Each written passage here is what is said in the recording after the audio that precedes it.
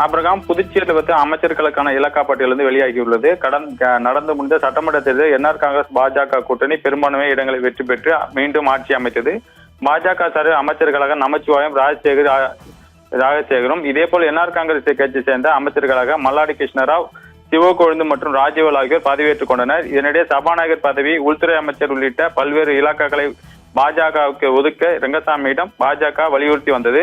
இதனால் இலாக்கா ஒதுக்குவதில் காலதாமதம் ஏற்பட்டு வந்தது. இந்நிலையில் முதலமைச்சர் ரங்கசாமி ஆளுநர் மாளிகையில் கிட்டத்தட்ட 4 முறை முதலமைச்சர் ரங்கசாமி ஆளுநரை சந்தித்து இலாக்கா சம்பந்தமாக பேசியதாக தகவல் வெளியாகி இருக்கிறது.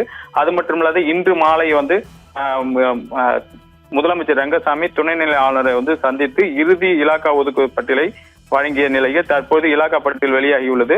கிட்டத்தட்ட 85 நாட்களுக்கு பிறகு இந்த இலாக்கா பட்டியல் நீண்ட இழுபறிக்கு பிறகு அறிவிக்கப்பட்டுள்ளது. அதன்படி முதலமைச்சர் ரங்கசாமிக்கு நிதித்துறை மற்றும் சுகாதாரம் உள்ளிட்ட உள்ளாட்சி அமைச்சரவை, போக்குவரத்து துறை, பொது நிர்வாகம், கூட்டுறவு, வருவாய் மற்றும் கலால் மற்றும் இந்து அறநிலையத்துறைகள் ஒதுக்கப்பட்டுள்ளது. இதேபோல் பாஜக அமைச்சர் நமச்சிவாயத்திற்கு மீண்டும் உள்துறை வழங்கப்பட்டுள்ளது. கால்நடைத்துறை, வனத்துறை, மின்சாரம், உயர்கல்வி மற்றும் பள்ளி கல்வி சட்டம் உள்ளிட்ட துறைகளும் பாஜக இன்னொரு அமைச்சர் ராஜசேகருக்கு வேளாண்மை, விளையாட்டு, இளைஞர் நலம், DRDA, முன்னாள் ராணுவ வீரர்கள் நலம் துறைகள், என்ஆர் காங்கிரஸ் அமைச்சர்கள் ராஜவேலுக்கு ஆதிராவிட நலத்துறை, கலை மற்றும் கலை பண்பாட்டுத்துறை, வீட்டு வசதி, தகவல் தொழில்நுட்பம் உள்ளிட்ட துறைகளும் என என்ஆர் காங்கிரஸ் அமைச்சர்களுக்கு அடுத்து இன்னொரு அமைச்சரான மல்லாடி கிருஷ்ணராவிற்கு பொதுப்பணித்துறை மற்றும் சுற்றுலா மற்றும் விமானத்துறை, மீன்வளத்துறை,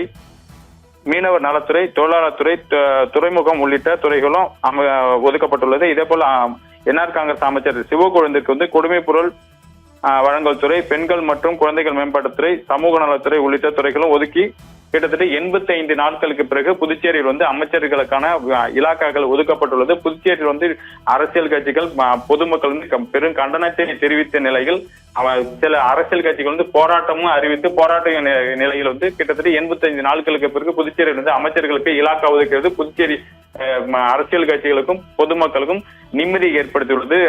ஆபிரகாம்.